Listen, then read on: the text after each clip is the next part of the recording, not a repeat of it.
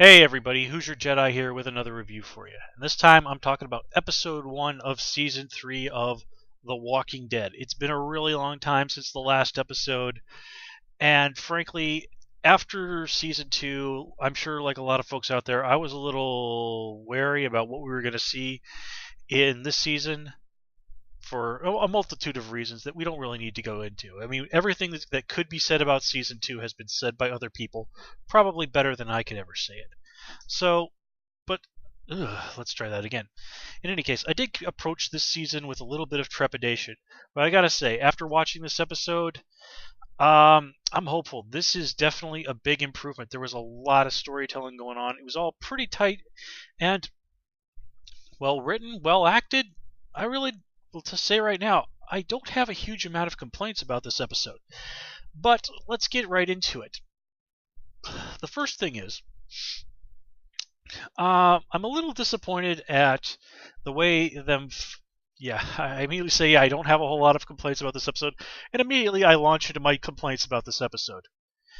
Yeah, if you're a new viewer to my videos, I have to say this may just be a little bit of a pattern with me, but please bear with me. But anyway, we jump right into this thing, and remember, the last shot we saw in season 2 was sort of zooming away from the group, and we see that the prison is nearby. Now, exactly how near, okay, is a little unclear, but reasonably close to where they were when we last saw them. Now, here we pick up a couple of months later, winter has passed, and the group has still basically been bouncing around the area, trying to stay one step with the various herds. Now, what gets me is that Rick, and we see this, has a map of the area. Presumably this is a highway, a road atlas map or something like that. So I own a couple of those. My family's had those. We've used them for years on our family vacations. So let's assume it's like that. Those, if you really sit down and look at them closely, are actually pretty detailed. So how in the world is it that Rick seems surprised to discover this place? Especially if you stop and think about it, there are almost certainly going to be road signs in the area telling people how to get there. I mean, it's a prison. People go there fairly often, for work, for visiting people who are there, all sorts of reasons. Well, actually, those are two basically the main ones, but you get my point. So the idea that Rick is, because these guys just now stumble on it, just kind of makes these guys seem a little bit dumb. Now, granted, maybe the idea of holding up in the prison didn't really hit Rick until he got a look at it with his own eyes. Now, okay, I can buy that a little bit. I mean, when you do see it from the outside, it's very obvious that the prison is indeed a fortress. And, maybe that's what was needed to really spark the idea in Rick's head. But, on the other hand, Rick's a reasonably smart guy. You'd think that would be kind of a place he would check out, because it's for sure a place where you're probably going to be able to find guns. It'd be like him ignoring the chance to go and check out a police station. But, well, it is what it is, right? Anyway, but before we get into what happens at the prison too much, let's talk a little bit about what happens at the abandoned house from the very beginning. First of all, while it might be a little overblown what they did with the camera in the first shot coming out of the zombie's eye, I still like that. It reminded me of what we saw when Shane transformed into a zombie at the end of last season. And it really served to remind me of just the real creepiness of that scene. And just the creepiness in general of the zombies. And just seeing them there, just knowing that these things have been standing around in that house for God knows how long, just waiting for somebody to stumble on in, again, that really to me reinforces the creepiness of the zombies. Now, here's one of my major complaints about this episode. Now, a lot of the complaints last season about Carl's character were that he was just basically a burden, that he was a load. And in this episode, we see Carl, only a few months older than we saw him last time. He's allowed to wander around this house, albeit with a gun, with a homemade silencer, looking for zombies all by himself. Okay, I know a lot of us complained about the whole, why isn't anybody keeping an eye on Carl? Why is Carl allowed to run around all over the place after having been shot? And oh yeah, there's a freaking zombie apocalypse going on. Well, it would appear that his parents are keeping Carl a little bit closer at hand, but sending a kid who is at most off to hunt zombies, who is at most 13 years old, off to kill zombies by himself? I'm sorry, that is not responsible parenting. Carl is at best a seventh grader. Okay, he should not be going around abandoned, empty. Geez, is it really fair to call those things empty? Okay, he should not be going around creepy houses by himself looking for zombies to kill. I mean, for God's sake, send T-Dog with him at least. But to be perfectly fair to Carl, he seems to have manned up quite a bit and is able to pop that zombie grandma, that exceptionally gross-looking zombie grandma, with one shot to the head in the wildly improbable aiming skills that have become a staple of The Walking Dead. And he doesn't even bat an eye about it. Kids are resilient, if nothing else. Hazards of growing up in a zombie apocalypse, huh? Oh well, at least he's not there. At least he's not sitting around complaining about Yu-Gi-Oh cards or something, right? But anyway, now one thing that I did like about this episode is it really does do a good job of reinforcing the bleakness of the situation. Rick and the guys they're very dirty. They're obviously very worn and exhausted, as we are reminded later on in the episode. And the way Carl actually finds those cans of pet food, he kind of has a little bit of a score. Seeing that, I was actually reminded of something I read years ago about people who worked in a supermarket, and their nickname for the homeless people who would come in and buy pet food to eat for themselves was pet food monsters. And well, kind of given the circumstances of what we're dealing with in the show, I think it's sort of obvious why that sprung to my mind. But it does serve as a really nice reminder of just how bleak the situation is.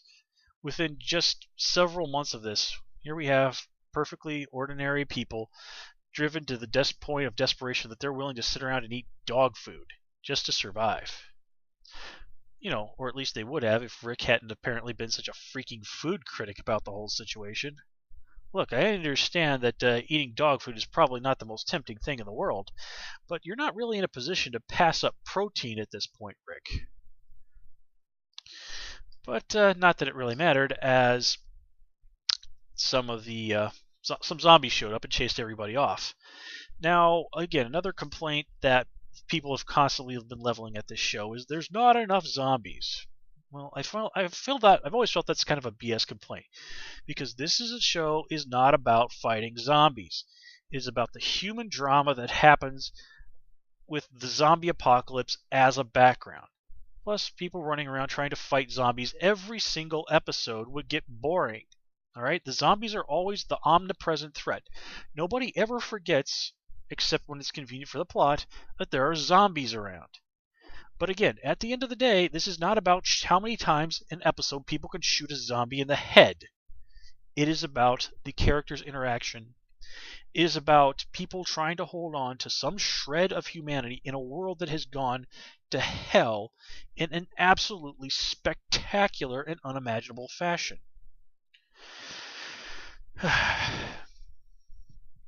But anyway, let's move on. Now, let's get back to what happens when these guys come into prison. Now, one of the things that we were reminded of in Season 2 several times was you don't want to make a lot of noise when taking down zombies.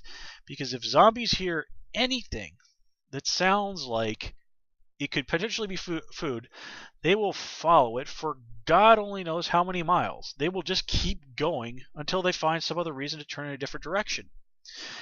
Now, granted, there was no way in the world that Rick and the guys were going to be able to take that prison without some serious use of firearms. But the little gunfight at the Georgia Penitentiary is for sure going to attract the attention of every freaking walker in hearing distance. And with no cars or airplanes or anything like that to make noise, that's probably going to be a pretty decent ways, especially given the way that they've talked about how many herds there are roaming around this area. So, and by the way, before I continue on, I guess I should say I've read most of the Walking Dead comics, not all of them. I kind of, for various reasons, sort of stopped reading around, I guess it was issue 98 or so. But I have read the entire prison storyline of the comics. It's actually my favorite storyline of the comics series total. But I don't want to spoil that for anybody who hasn't checked out the comics yet. So I will occasionally make allusions to what's going on in the comics or what happened in the comics, but I will really try and not spoil anything for you guys during all of that. So if you haven't read the comics but are planning about it, I will try not to spoil anything for you. But anyway, getting back to that walkers being attracted to the prison, that is something that was an element of the prison story arc. I want to see that continue here because I think that's really a big deal. But anyway, let's continue on. Now, one other thing that I've seen people saying about this episode is after the fight, when everybody's enjoying a little bit of downtime in the yard, Beth and Maggie, they sing a little song. And of course, immediately some people started going around like, "Oh, are we going to see a Walking Dead musical episode next?" Folks, I don't really have a problem with that. And I'm going to talk a little bit more about that scene in just a moment. But you know what really bugs me about all of that more than anything we saw in the episode is people going around on the internet making comments like that and actually thinking that they're being funny. I mean, really. Then again, there's people out there in the world that think throwing around the words "first world problems," and whenever they mention being stuck in a long line at Starbucks, actually thinking they're funny as well. But okay, I've gotten wildly off track, so let's bring it back to the little musical duet in this episode. Honestly, I didn't really have a problem with this scene. The characters were kind of on an emotional high. They'd finally caught what looked like a real break. And this might be counted as a little tiny spoiler, but there was one line in the prison story arc, and I don't even remember exactly who it was that said it, but once they kind of got things settled down there, they talked about wouldn't it be about getting the generators there working, and somebody says, "Okay, wouldn't it be great to actually be able to have some music again?" And that line really struck something with me. It really made me think about just how in our world we take music for granted. But can you imagine being in the world where our characters are living? Has anybody here listened to music probably since they were dicking around with guitars back at the farm before everything went to hell? Imagine that. Imagine being in a place where you really can't have music just because the sound of that might bring down a horde of things that are there to kill you. I mean, can you imagine just how the complete absence of music in the lives of people would eventually take on them? I think that's something, that's a quality of life thing that I think people really underestimate. But anyway, that's just a little observation I wanted to share with you guys. Of course, we get a rather cute scene between Daryl and Carol. I'm not really a shipping kind of person, but I do think that it was a nicely played scene. It continues to show their emotional development, their emotional involvement with each other. Now, is this going to go into relationship territory? Well, it really does seem as if that's the way they've been plotting these two characters. But let's not take anything for granted here. At the end of the day, The Walking Dead is not a happy series. It is not a romance series. It is a series where characters you care about tend to die horribly when you least expect it. But still, it was in keeping with that lighter scene, that feeling of celebration of, we finally caught a break. And frankly, it's kind of really this episode in that, and actually seeing her take part in battle and do at least passably well, that certainly enriched Carol's character quite a bit. I actually like TV Carol quite a bit more than I do comic book Carol, but boy, oh boy, was comic book Carol completely out of her mind at times. But sorry about that. Let's not talk too much about that. Now, speaking of characters who've improved quite a bit, let's move over and talk about perhaps season two's most despised character, and that is, of course, Lori.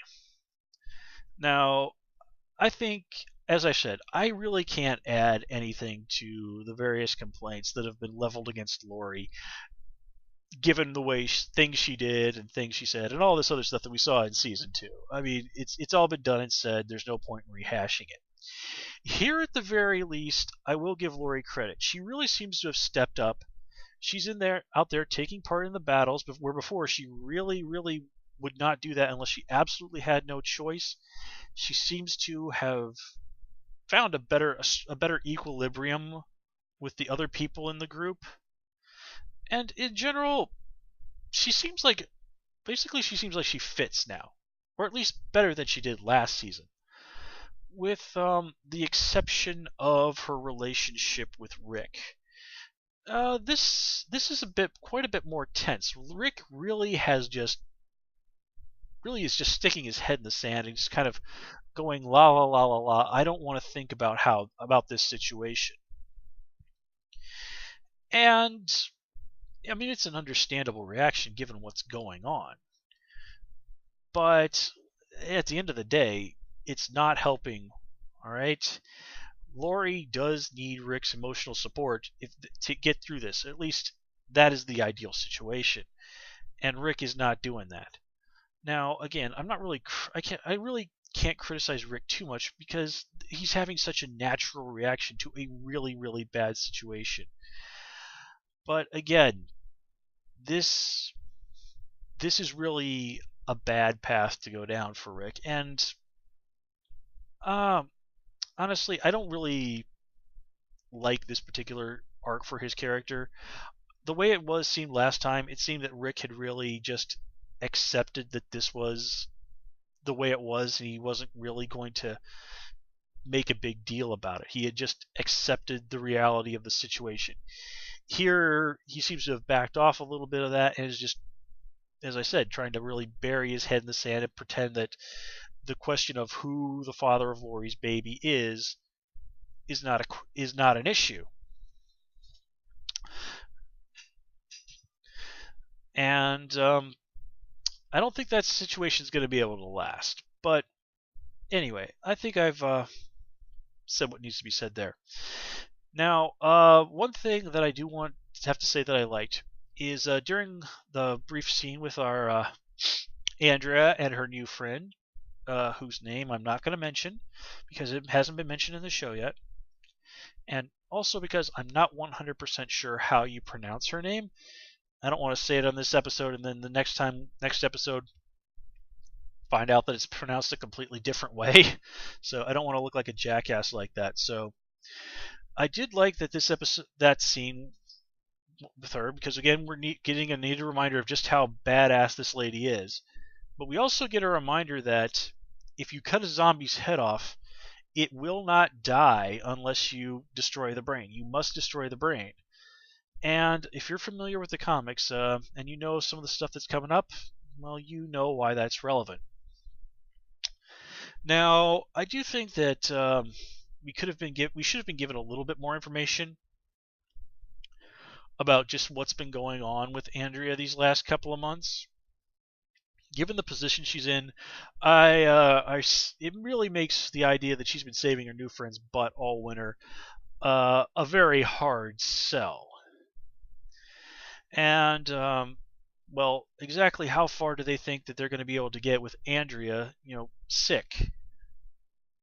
So it seems like this is an exceptionally poor plan, and the idea of just sort of continuing to lay low for a little longer until Andrea can get better, that seems a much more reasonable choice.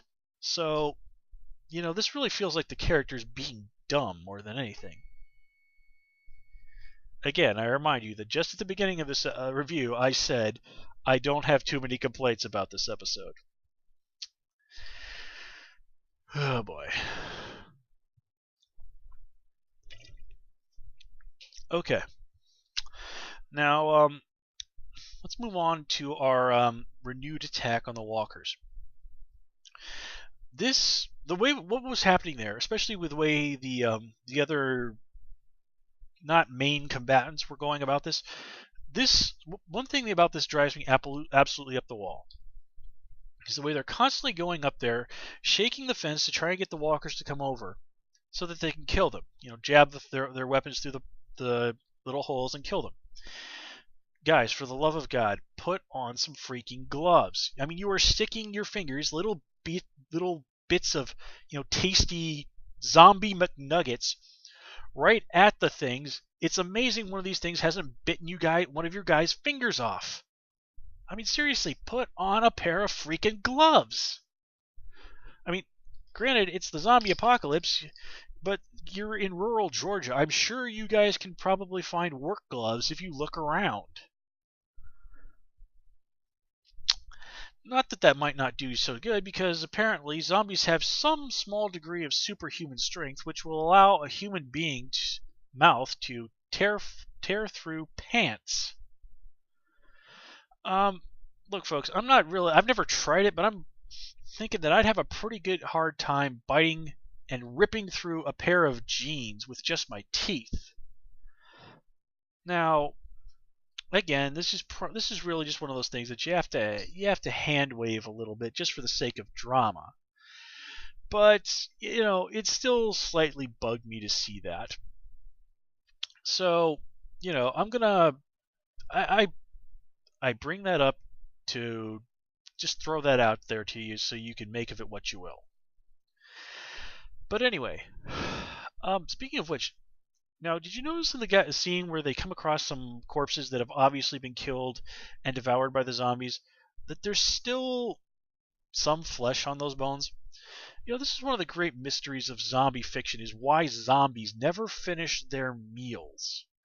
It kind of gets to a point where it's like, oh, okay, there's still some flesh on this guy, but I guess we've eaten all the good parts. Let's go find someone else. That has never made the least bit of sense to me. But anyway, coming back to what happened with Herschel. This is, of course, not what happened to him in the comics at the prison. Some very different stuff happens to Herschel there, which I won't talk about. And now we're kind of going to get to come... Oh, excuse me, folks. My nose is a little stuffed up. I think I might be coming down with a cold. So let's probably going to have to wrap this up.